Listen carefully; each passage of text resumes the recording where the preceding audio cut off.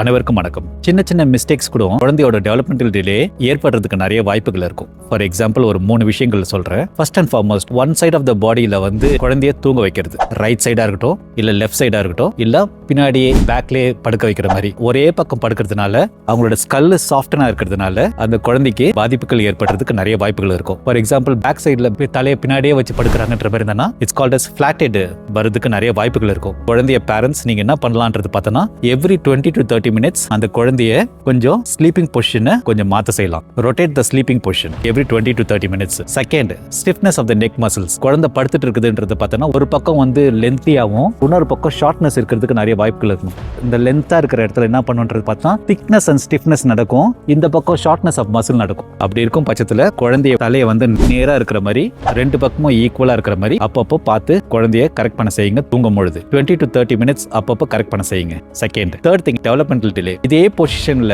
தூங்கும் பொழுது இருக்கிறாங்கன்ற மாதிரி இருந்ததுன்னா ஒரு பக்கம் தூங்குறாங்க, லெஃப்டோ ரைட்டோ இல்லனா சென்ட்ரல் பொசிஷன்ல ஒரே பக்கம் அதிலேயே அப்படியே மெயின்டைன் பண்றாங்கன்றது இருக்கும்போது டெவலப்மெண்டல் டிலே வரதுக்கு நிறைய வாய்ப்புகள் இருக்கும். மேற்கொண்டு அந்த குழந்தை வளர்ந்து கொஞ்சம் கொஞ்சம் ப்ராசஸ் ஆகும்போது பைல் ஸ்டோன்ஸ் டெவலப்மெண்ட் பாதிப்பு ஆகிறதுக்கு நிறைய வாய்ப்புகள் இருக்கும். இந்த டைம் ஆஃப் கிராலிங்ல அதுக்கப்புறம் ரோட்ல போறதுக்கு. அதனால tummy time plays a major role. இப்போ ஷார்ட் வீடியோஸ்ல நான் பேசியிருக்கிறேன். டம்மி டைம் எப்படி பண்ணலான்ற மாதிரி பார்த்து குழந்தைங்களுக்கு கொடுக்க செய்யுங்க. இந்த ஒரு விஷயங்களை நம்ம தவிர்க்க செய்யலாம். நன்றி, வணக்கம்.